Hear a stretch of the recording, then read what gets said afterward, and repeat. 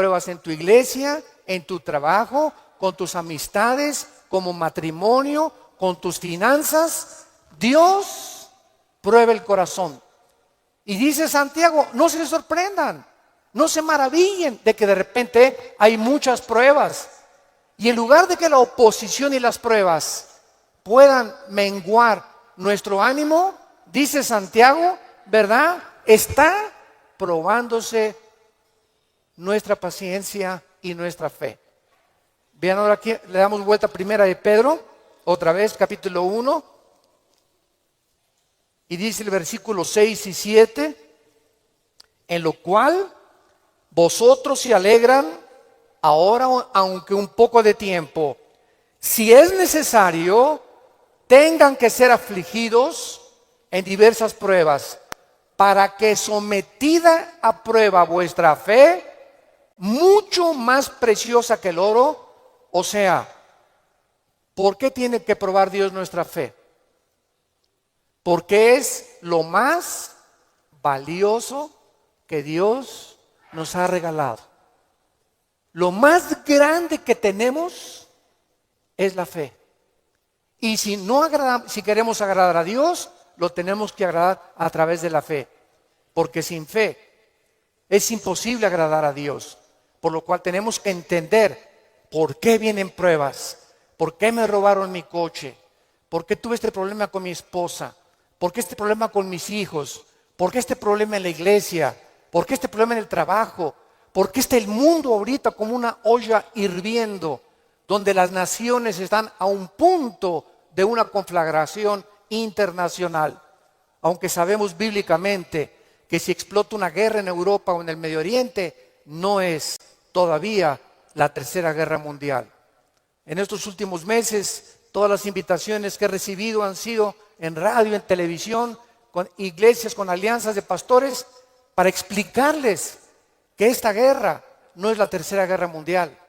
En la Biblia nos habla claramente que falta mucho para la tercera guerra mundial y que este es lo que va a pavimentar el camino para el surgimiento del anticristo en el Medio Oriente. Entonces, estas pruebas, dice la Biblia, son importantes porque nuestra fe es la que tiene que ser probada. Ya sea en el trabajo, en la escuela, en el vecindario, etcétera, etcétera, estamos rodeados de personas que no les caes bien porque eres cristiano. Estás rodeado de amigos que cuando les comienzas a decir que eres cristiano, te van a comenzar a perseguir y a burlar. Porque el mundo está bajo el control del maligno y nosotros vamos de paso nada más. Somos un ejército que venimos a resistir al mal. No nos mandó Dios a terminar con el mal. Nos mandó a resistir hasta que Cristo venga. Se acabarán entonces las guerras y podremos recibir las coronas de gloria. Ahora muy bien, en esta sección se nos advierte, en la de Primera de Pedro, acerca de otra prueba. Regresamos al capítulo 4, Primera de 4, versículo 12. Y esta prueba es especial, porque le llama el Espíritu Santo fuego de prueba. ¿Qué hace el fuego? ¿Qué hace el fuego? Purifica. El fuego purifica y saca el verdadero valor. Las pruebas que nos vienen a nosotros es precisamente cuando un maestro no te hace exámenes. ¿Cómo va a saber el maestro si tú estás calificado para pasar a la preparatoria? Forzosamente tenemos que ser examinados, ¿verdad? Con pruebas. Ahora tú te puedes preguntar, ¿qué Dios no sabe si voy a pasar o no voy a pasar la prueba? ¿Para qué nos hace pruebas Dios? Los maestros, yo entiendo que es para saber el coeficiente intelectual o la intelectualidad o el conocimiento que tienen los alumnos. Pero Dios, ¿por qué nos prueba? ¿Cuál es la respuesta? Dios sabe lo que hay en tu corazón, pero Él quiere que nosotros sepamos lo que hay en nuestro corazón. Que descubramos a través de las pruebas cuánta maldad hay dentro de nosotros. ¿Cuántas cosas hay dentro de nosotros que necesitan ser quemadas todos los días? ¿Cuántas cosas hay dentro de nosotros porque aunque seamos cristianos, seguimos teniendo el potencial de ir en contra de las leyes de Dios? Por eso dice en Gálatas 5, las obras de la carne son esto y esto y esto: fornicación, adulterio, borracheras, drogadicto, hechicerías, ocultismo, etcétera, etcétera. Un cristiano puede caer en las cosas que él practicaba antes de que fuera cristiano, si el cristiano abandona a Dios. Y cuando descubrimos la maldad que hay dentro de nosotros, ¿qué podemos hacer? Gritar como Pablo en Romanos 7, miserable de mí, en mí no mora el bien que quiero hacer no lo hago, lo que no quiero hacer eso hago. Entonces encuentro que en mi mente me dice, no fumes, el cigarro te va a molar los dientes, la lengua, la faringe, el esófago, la tráquea, los pulmones, el corazón. ¿Y por qué sigo fumando? Veo otra ley.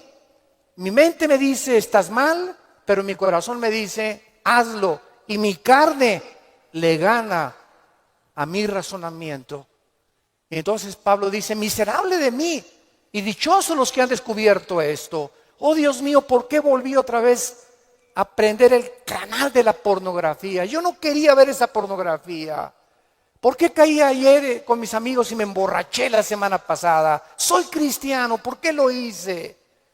¿Por qué le grité a mi esposa como le debía haber gritado, no debía haberle gritado? ¿Por qué lo hice? Y qué mal nos sentimos cuando comenzamos a descubrir esa maldad.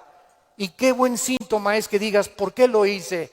Eso muestra que tenemos al Espíritu Santo, que nos está redarguyendo, que nos está diciendo, esto que hiciste está mal. Antes lo hacías y no te importaba y te dormías ni pedías perdón. Pero ahora cuando pecamos nos damos cuenta, nos entristecemos, nos llenamos de una ansiedad tremenda en el corazón porque no tenemos paz. Es la paz que nos quita Dios hasta que vengamos a la cruz y le pidamos perdón y la sangre de Cristo nos limpia de todo pecado. Pero esta es la razón por la cual las pruebas Dios nos las manda, para que vayamos evaluándonos honesta, íntegra y sinceramente en qué nivel nos encontramos de espiritualidad. Vayamos a Santiago capítulo 1 otra vez con este versículo y vamos a ver algunas verdades prácticas antes de desarrollar el pasaje que acabamos de leer. Veamos algunas verdades prácticas de las pruebas. En primer lugar, las pruebas son algo común en la vida cristiana. Dice Santiago, cuando os halléis en diversas pruebas. En segundo lugar, estas pruebas, van a venir en diferentes categorías. De repente, estás tranquilo, eres deportista, tomas vitaminas, estás perfectamente sano y te vas a hacer unos exámenes de sangre y las radiografías y la biometría hemática de sangre te dice el médico, tiene usted cáncer o tiene usted diabetes o padece usted un problema, ¿verdad?, renal, etcétera, etcétera. En el momento que oímos esa noticia, toda nuestra vida cambia. En ese momento dices, ¿qué me está pasando? ¿Cómo me pudo suceder esto a mí? Fue una prueba de fuego. O de repente tu hijo cayó y chocó, o tu hija se mató, o tu esposo se murió, o se cayó tu casa, o se incendió tu coche. Nunca sabemos qué va a suceder el día de mañana. Entonces tenemos que estar preparados para entender que estamos en un mundo donde somos vulnerables y donde cualquier cosa puede suceder y Dios lo va a permitir con un propósito siempre, siempre santo, que va a resultar para un bien. Cuando oigas de ese accidente, de esa enfermedad y de ese problema, no lo entendemos. ¿Qué está pasando en la iglesia? ¿O qué pasó en mi casa? ¿O qué pasó con el gobierno? ¿O un golpe de estado? No entendemos cuando explota una bomba. Hay mucho humo y no se puede entender qué es lo que está pasando. ¿Qué verdad? No hay verdad. ¿Será mentira? ¿Será melón? ¿Será sandía? Y no es hasta que el humo se va, pasan una semana o 2 semanas, cuando comienzas a ver y a entender. Si tú en esa prueba, escúchame muy bien, durante esa prueba que estás atravesando, no te sueltas, pase lo que pase en tu vida. Si tú no te sueltas de Cristo, no te imaginas cómo Dios te va a bendecir, te va a fortalecer y vas a madurar espiritualmente como no te imaginas. ¿Qué se probó cuando te dijeron que estabas enfermo? ¿Qué se probó cuando oíste que te robaron tu coche? ¿Qué se está probando cuando perdiste el trabajo? Se está probando nuestra fe. ¿Cuánto confiamos en Dios? Cuando se va tu esposa o te abandona su esposo, ¿qué vas a hacer? ¿Te vas a recurrir a las drogas? ¿Te vas a emborrachar? ¿Vas a renegar contra Dios? ¿Para eso soy cristiano? ¿Me quitaron mi trabajo? ¿Por qué si yo diezmo regularmente me quitan mi coche? Dios, yo no lo entiendo. ¿Y por qué me corren de mi trabajo si sabes que tengo que mantener a mi familia? Dios está buscando que nosotros veamos nuestra reacción, porque nuestra reacción determina el nivel espiritual que tenemos de fe. Y es precisamente en esas pruebas, en esas reacciones, donde Dios sabe cómo vas a reaccionar. Vamos rápidamente a Génesis capítulo 22. En el Antiguo Testamento. Y veamos la prueba de fuego que pasó a Abraham.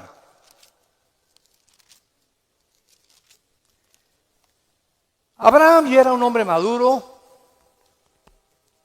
Ya tenía el hijo de la promesa, Isaac.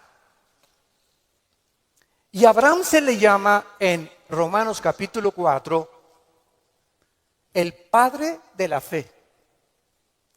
Por algo será, ¿verdad? Por algo será, porque son las pruebas de fuego las que nos gradúan en el ejército de Dios. Las pruebas, no las muchas pruebas, nos van preparando, pero hay una prueba de fuego que es nuestra graduación.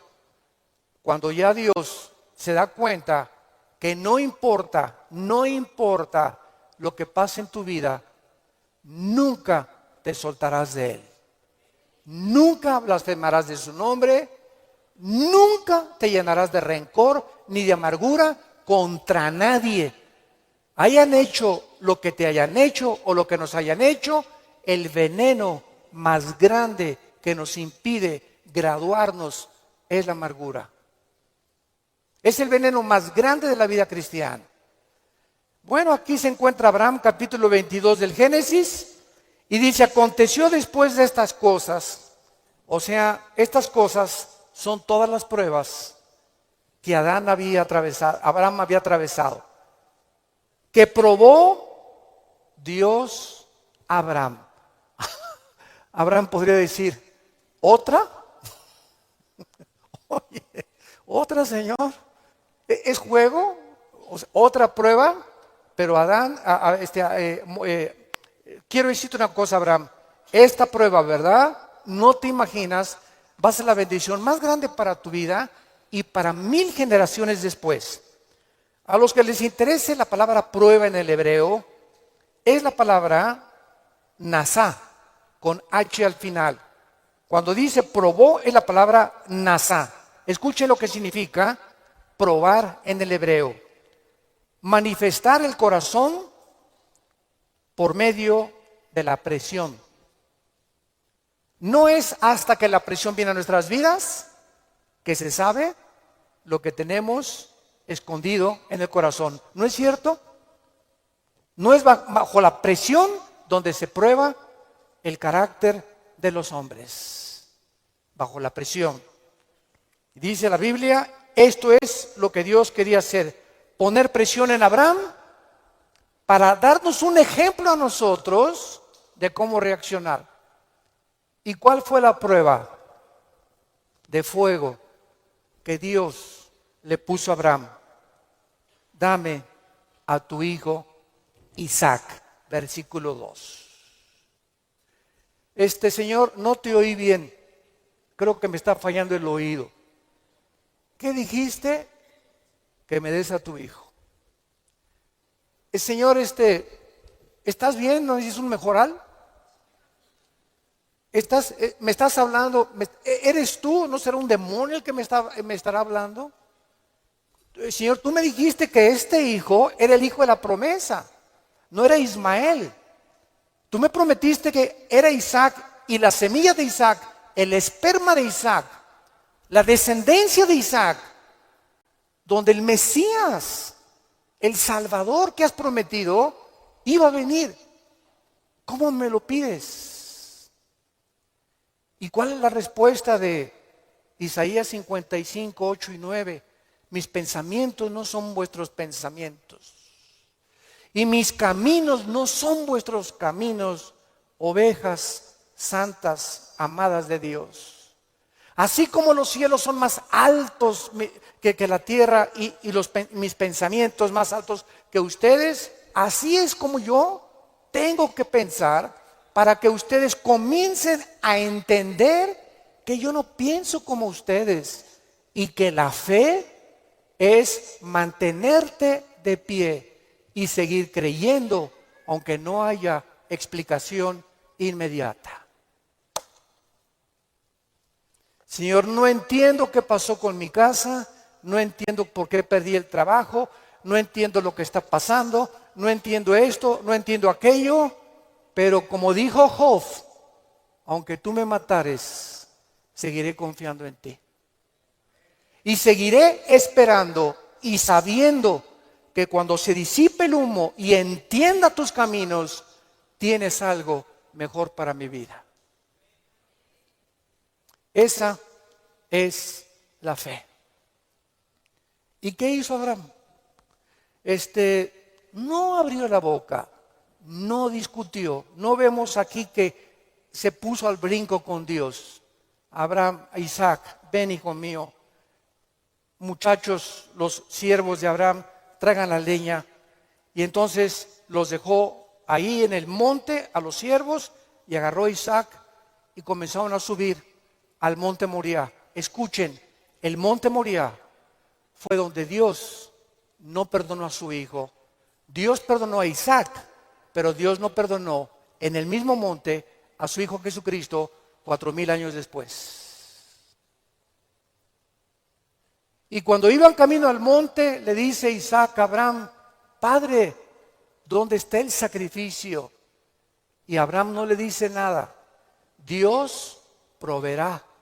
Y entonces se acuesta Isaac y lo amarra a Abraham, y cuando levanta la mano, dice el versículo 10 y el versículo 11, y extendió a Abraham su mano y tomó el cuchillo para degollar a su hijo. Entonces el ángel de Jehová le dio voces desde el cielo y dijo: Abraham, Abraham. Y él respondió: heme aquí.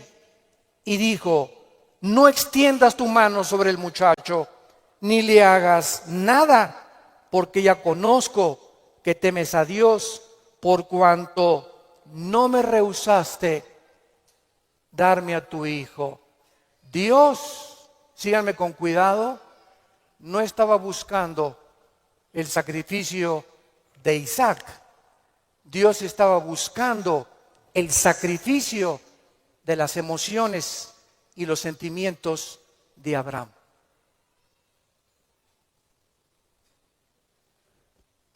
Abraham tenía que pasar la prueba de morir a sus emociones y a sus sentimientos y amar a Dios con todas sus fuerzas y con todo su corazón, escúchenme, más que a su hijo.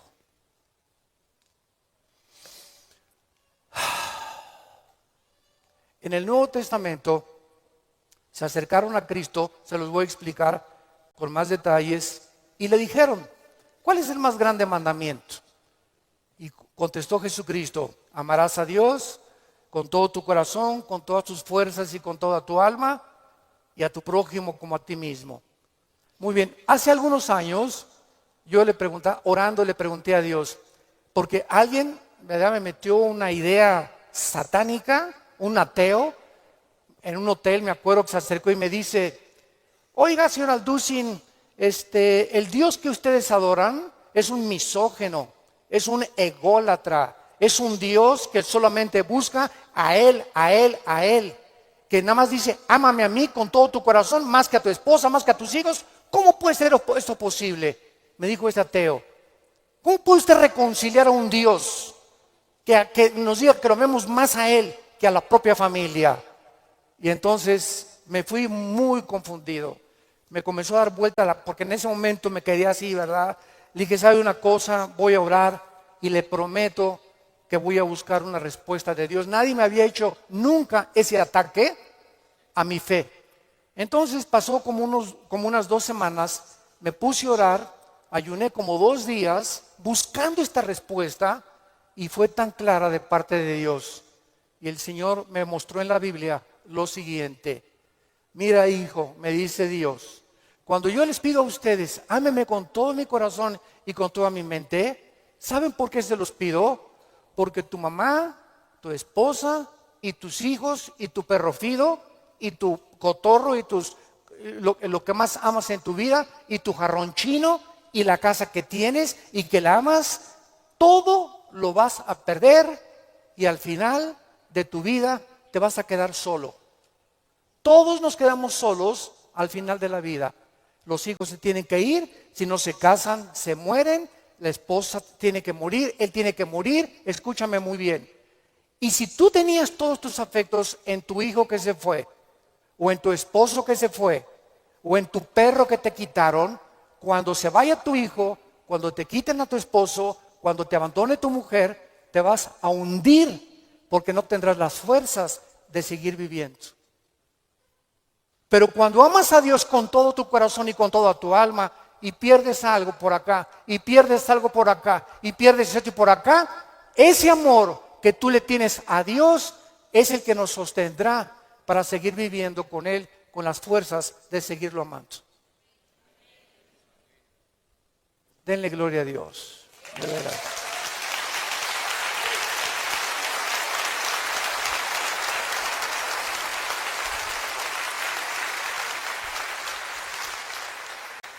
La fe es creer aunque no entendamos. Si Dios lo dijo, tiene una razón. Detrás de cada mandamiento de Dios se encuentra la sabiduría de Dios. Cuando Dios le dice a los jóvenes, no forniquen ni tengan relaciones sexuales antes de casarse, gritan los jóvenes y protestan los jóvenes. ¿Nos quieres quitar la felicidad? ¿Qué tiene? Así nos vamos a conocer mejor antes de casarnos. Pero detrás de esa prohibición que Dios tiene es el inmenso amor que Él nos dio desde la cruz. Por amor te lo digo, jovencita, te dice Dios, por amor que te tengo, joven que me escuchas. Tú no te imaginas las consecuencias de la fornicación. Vas a los 18, 19 años a ver crecer tu pancita, te vas a tener que salir de la escuela, él va a resultar con que no te quiere. Es increíble que por no haber puesto ustedes freno en sus relaciones meses antes, hayan ustedes acabado en un pecado que se llama la fornicación. Dios es sabio y nos dice a los casados, no cometerás adulterio. Dice Salomón en Proverbios 6, versículo 32, el que comete adulterio es falto de entendimiento, corrompe su alma el que tal hace. El que comete adulterio echa a perder su matrimonio, sus hijos, los celos, la infidelidad, que tarda años en poder levantarse. ¿Y todo por qué? Por tu ego, por tu orgullo, por tu vanidad de querer irte con una muchacha más joven o con otro hombre sin tomar en cuenta a tu propia familia. Es el ego siempre el enemigo de nuestro Dios. Dios sabe por qué nos da las provisiones que nos da, porque nos ama y quiere lo mejor para nuestra vida. Y finalmente aquí en estas verdades prácticas en Santiago encontramos también, ¿verdad?, que las pruebas prueban la fe que tenemos y la fe nos muestra cuánto confiamos en Dios. Dice en el Salmo capítulo 11, versículo 1 y 2. En Jehová he confiado. ¿Cómo decís a mi alma que escape al monte cual la ve? Porque aquí los malos tienden el arco, disponen sus saetas sobre la cuerda para asaetear en oculto a los rectos de corazón. Si hubo un hombre perseguido, calumniado, vituperado, despreciado entre los héroes de Dios, fue el rey David. A los 17, 18 años lo ungen, Samuel, tú vas a ser rey de Israel. Ah, dice David, qué suave. Bueno, pasaron casi 12 años, vean esto, desde que lo ungen con sus hermanos, pasaron 12 años, hasta los 30 años de edad, 12 años de pruebas. El hombre que Dios había escogido para sentarlo en el trono de Israel, tenía que ser probado. Y tenía que ser probado en la amargura, en el rencor, en la confianza en Dios, en saber que no importa, aunque me rodee un ejército y aunque tenga las miles de amenazas, Dios es mi salvación, mi fortaleza y mi luz. ¿De quién temeré? Dice el Salmo 27. ¿De quién temeré? Es el temor dentro de nosotros lo que nos impide confiar en Dios. Ay, tengo temor que si me entrego a Dios me va a pasar esto. O tengo temor que si hago estas cosas me va a pasar aquello. Ese temor lo tienes que vencer. Porque Dios no nos ha dado espíritu de temor, sino de valor, de poder y de amor propio. Entonces tenemos que entender que las pruebas forman parte de la vida cristiana. Regresamos a nuestro pasaje de 1 de Pedro y examinémoslo rápidamente. Dice nuestro pasaje: no se sorprendan, amados, del fuego de prueba que os ha sobrevenido, como si alguna cosa extraña aconteciera. Número 1, se nos advierte cómo no debemos de reaccionar con sorpresa. No debemos reaccionar con sorpresa. No puedo creer lo que me está pasando. Más te vale que lo creas. No puedo creer que mi noviecita me dijo que yo me parecía a John Travolta, hermano, y me dejó por otro y se fue. No lo puedo creer. No puedo creer que mi esposo me haya abandonado.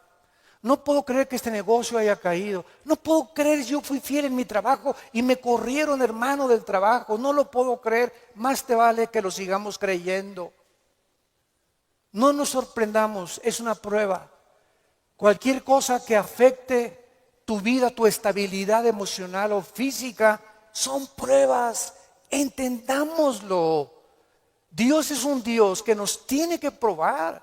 Y estas pruebas son para nuestro bien. Y vamos a descubrir en las pruebas que Él es real, que Él sana, que Él restituye, que Él vindica, que la oruga y el saltón te robaron, Dios te lo va a devolver 10 veces más. Pero es esa fe la que Él está tratando de desarrollar en nuestras vidas, porque es mucho, mucho más preciosa que el oro. Dice en 1 de Pedro 5:10, mas el Dios de toda gracia, que nos llamó a su gloria eterna en Jesucristo, escuchen bien, santos de Dios, después que hayáis padecido, ¿cuánto tiempo? No toda la vida es la inquisición por el amor de Dios. No toda la vida como llegó una hermana, ay, pastor, ¿qué le pasa a doña Chole? Pues sigo con pruebas. Hermana, tengo 5 años que la conozco y usted ya le ganó a Job. No me diga que en 5 años Dios no la ha dejado descansar. Ese no es el Dios que servimos. Dice claramente que las pruebas son temporales, de vez en cuando Él cree conveniente que la necesitamos atravesar. Después que hayáis padecido un poco de tiempo, vean ustedes el propósito. Él mismo os perfeccione, afirme, fortalezca y establezca después de las pruebas.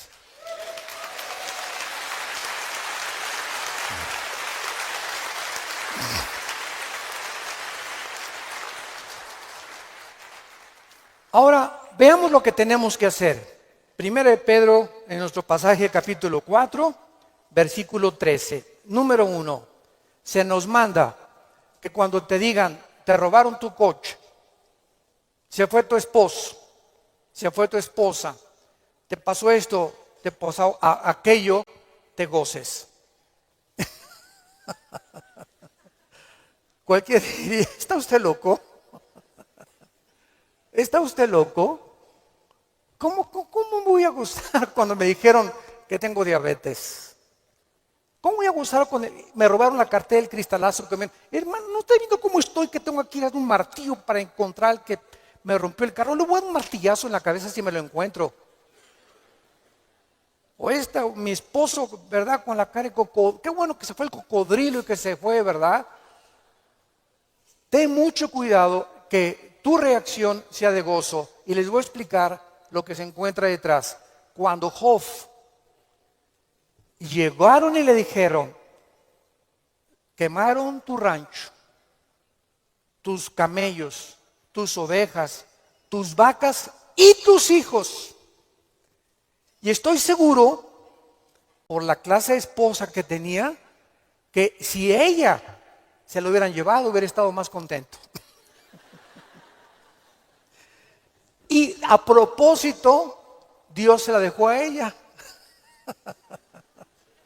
Yo entiendo cada vez más a mi Señor. No por ti, mi amor, mi esposa no va a quedar.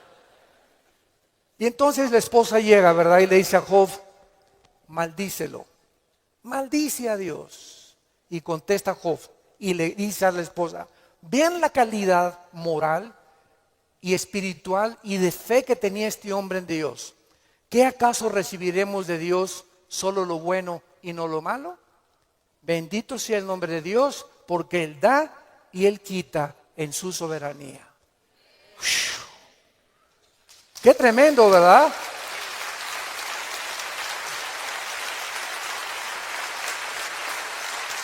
Qué tremendo.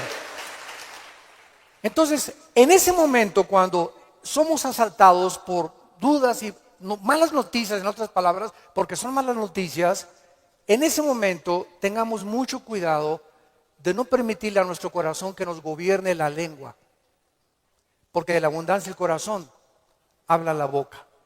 Entonces, en lugar de proferir maldiciones o acusaciones, o eres tú Dios, o compartirlo con otras personas, híncate. Filipenses 4, 6 y 7. Híncate y dale a conocer a Dios. Señor, no entiendo lo que está pasando. No entiendo por qué me pasó esto. ¿Por qué esta enfermedad? Oh Dios, no entiendo, pero quiero seguir confiando en ti. Solo te pido que mientras esto pasa y no lo entiendas, me fortalezcas y me muestres la razón para que yo pueda seguir bendiciéndote y adorándote. Es el tiempo más difícil de nuestra vida cuando no entendemos lo que está pasando. Vamos rápido a 2 Corintios capítulo 12. 2 Corintios capítulo 12 y veamos lo que le pasó al apóstol Pablo y la forma como él reaccionó. 2 Corintios 12.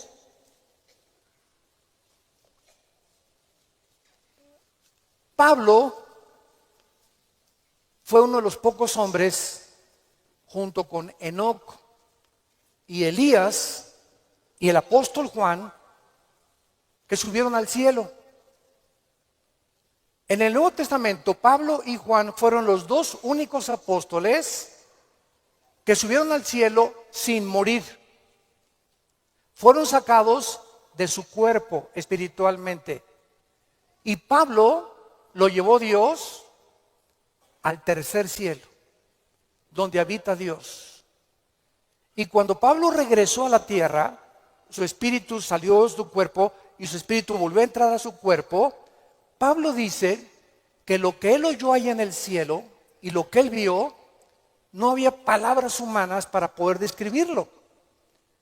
Y como fue una experiencia tan impresionante, pero tan grande, que cabía la posibilidad, dada la naturaleza humana pecaminosa que aún tenemos, Dios tuvo que darle una prueba a Pablo y ponerle un aguijón en su cuerpo físico, alguna enfermedad. Y esta enfermedad no sabemos qué es. Algunos han especulado que era algún problema oftalmológico, porque dice en Gálatas, mira con cuán grandes letras les escribo. Bueno, no sabemos, ¿no? Entonces Pablo tenía algo en su cuerpo que lo atormentaba y se hincó delante de Dios y le dijo: Señor, quítame este aguijón. No, Pablo. Señor, te ruego, quítamelo. No, Pablo. Señor, te lo imploro con el corazón. Si quieres me voy a la villa y de vuelta de rodillas. Hago lo que tú quieras, quítame este aguijón. Y Dios le contesta y le dice en el versículo 9: y el Señor me ha dicho, bástate mi gracia. ¿Por qué? Porque mi poder, y lo traduzco en el original griego, está en presente continuo. Mi poder se está perfeccionando a través de esta dolencia física que he permitido que tú tengas. Mi poder se está perfeccionando mientras tú estás sufriendo esta enfermedad en la que estás atravesando. Y entonces Pablo, cuando entiende detrás de lo que no entendía, por qué Dios permite eso en su vida, contesta Pablo y dice: por tanto, de buena gana me gloriaré más en mis debilidades, para que repose sobre mí el poder de Cristo. Hace poco mi esposa y yo estábamos en Dallas, y ¿se acuerdan de este muchacho que no tiene brazos ni piernas? Muchos de ustedes lo conocen. Bueno, su esposa es mexicana, de Chihuahua. Y estuvimos ahí como una hora mi esposa y yo y nuestros 3 hijos compartiendo con ellos en una iglesia de Dallas, y nos querían conocer también a nosotros, bueno, que también conocían nuestro ministerio, etcétera, etcétera. Y cuando yo me acerqué a abrazarlo, a este muchacho, ¿de dónde lo agarro? Nunca había tenido esa impresión, me quedé como paralizado. ¿Qué hago, no? Y él me hacía así. Bueno, pues entonces como un costal, ¿verdad? Lo agarré y lo hice así.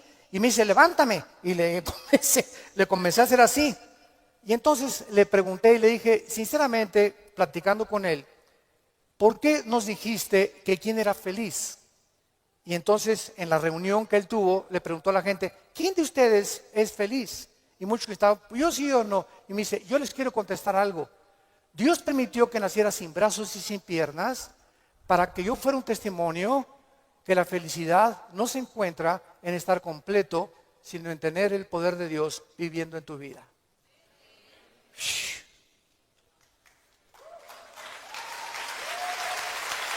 ¡Qué tremendo!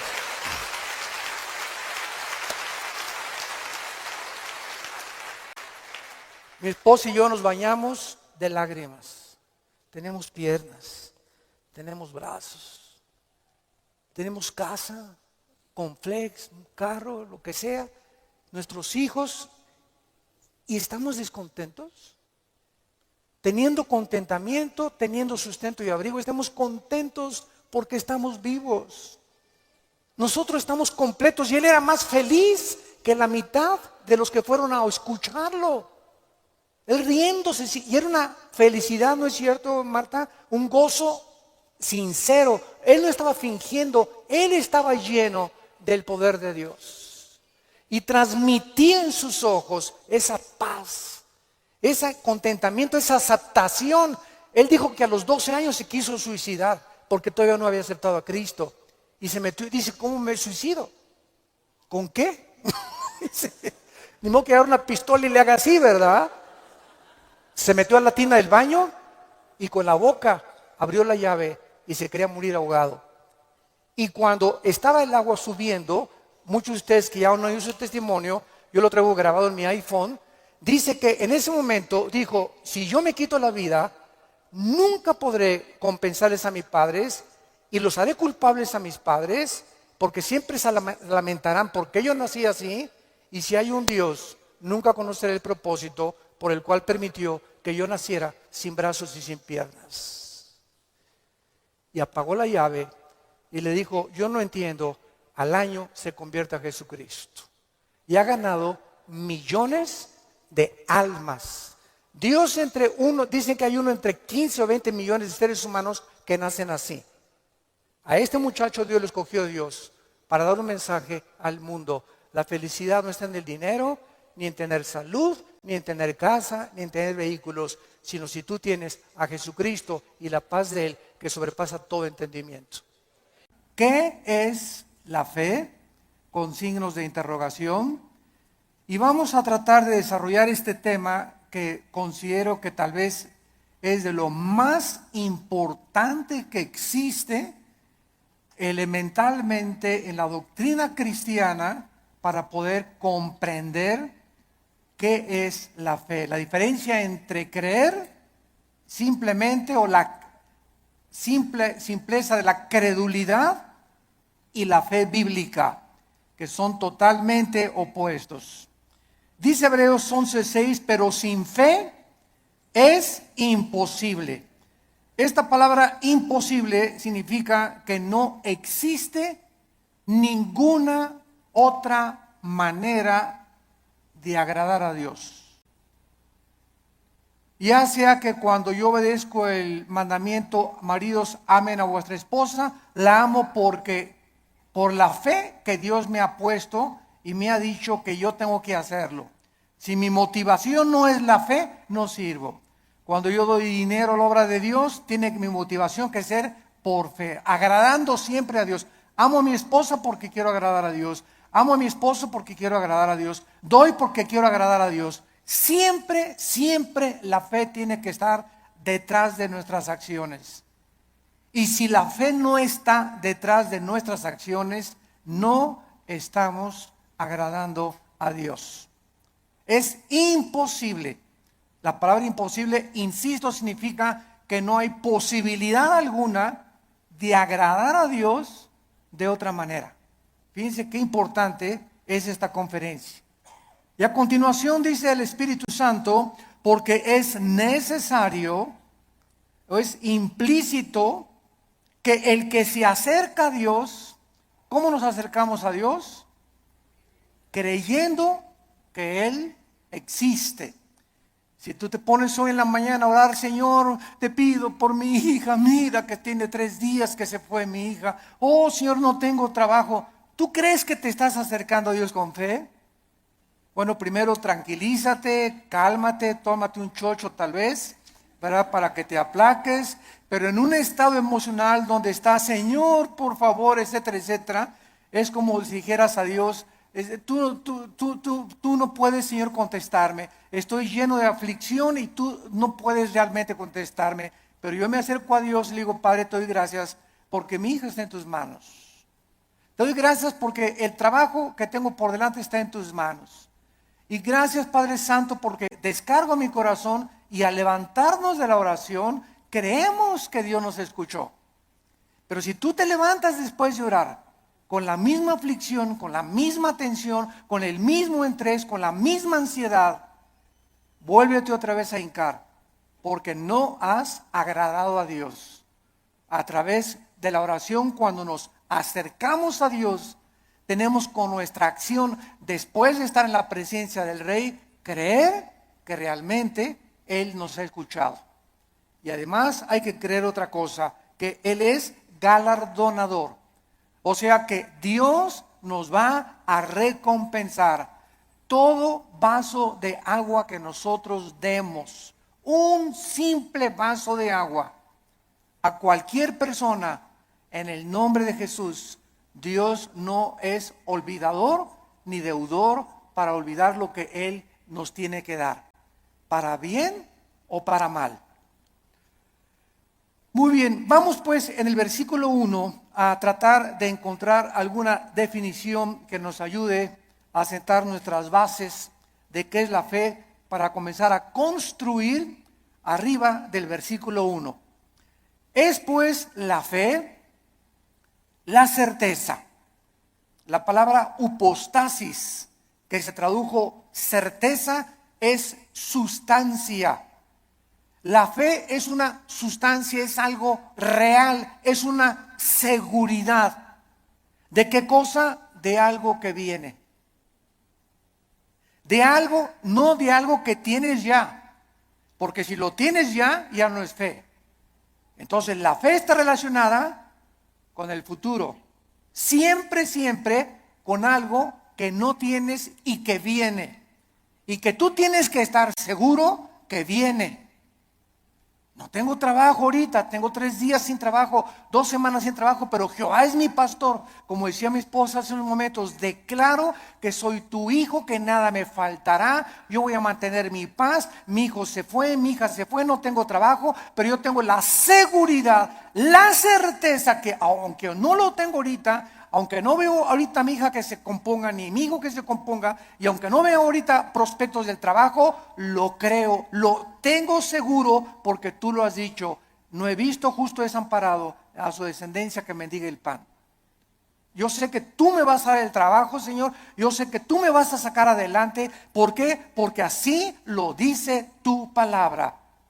Y esta seguridad que tú tienes, dice a continuación, es una convicción, aunque tú no lo estás viendo. Muy bien, vamos pues a tratar de explicar más claramente esto. La fe está relacionada con el futuro y con lo invisible. Con lo futuro y con lo invisible. Porque es algo que esperamos en el futuro, ya sea en 3 horas, 4 horas, mañana, pasado un mes, un año, no sé. Y al mismo tiempo es algo que no podemos percibir con nuestros 5 sentidos. En el momento en el que nosotros veamos algo, ya no es fe. Porque la fe está relacionada con lo invisible. En el momento que lo veo, ya no es fe. Por eso cuando alguien dice, si yo veo un milagro, voy a creer. Esto es la antítesis de la fe. Porque es totalmente lo contrario. Primero tenemos que creer, como lo vamos a ver, para ver. ¿Me están siguiendo? No es ver para creer, sino creer primero para que después puedas ver la gloria de Dios manifestada. Muy bien, la fe es la certeza, es una seguridad de algo que esperamos y es una convicción de algo que nosotros no vemos. Esta certeza, ¿quién nos las da?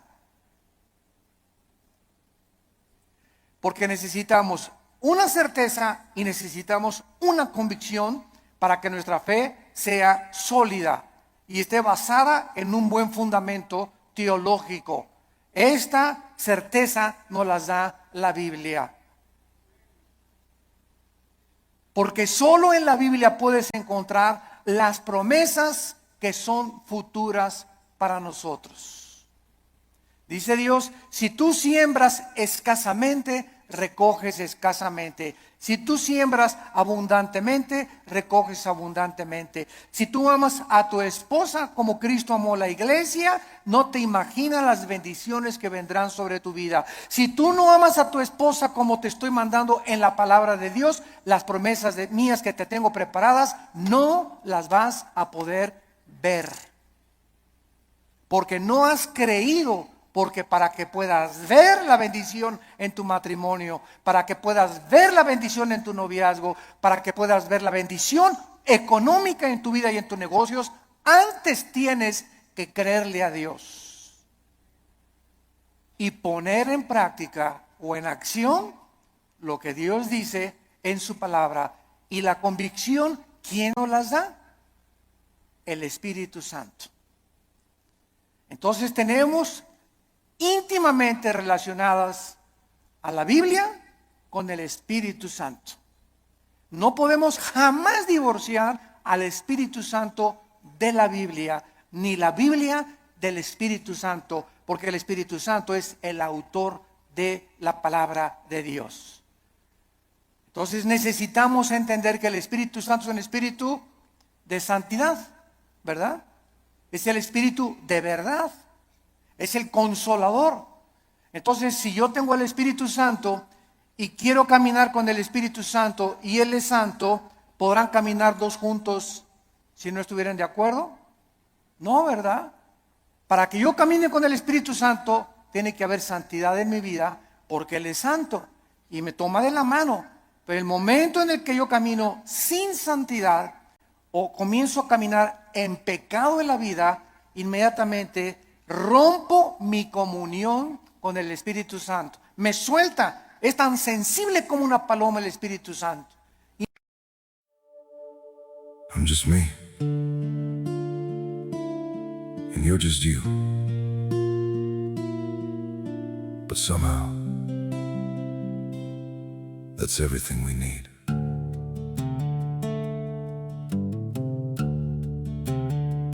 I don't have a perfect story, no shining crown to wear, just a heart that keeps on choosing you in every prayer. You're not made of fairy tales, you're not some distant dream, just the one who feels like home in ways I can't explain. I'm just me and you're just you, nothing more, but it feels true. No disguise, no in-between, just the way it's meant to be. We don't need to be someone, we don't have to chase the sun. In this world so wild and free, you belong with me.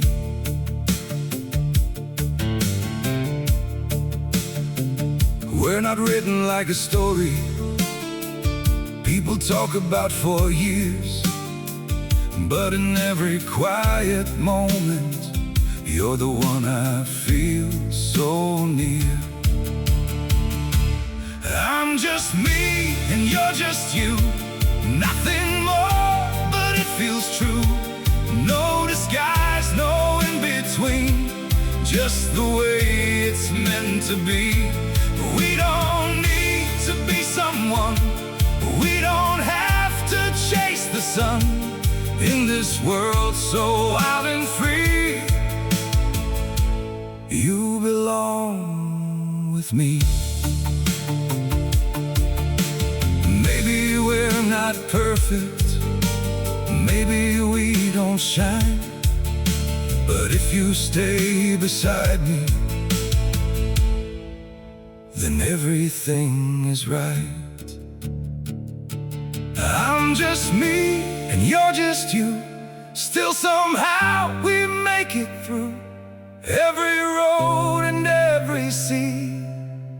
Lead you back to me. We don't need the stars above, we already have enough. Simple hearts, one destiny. You're the one for me.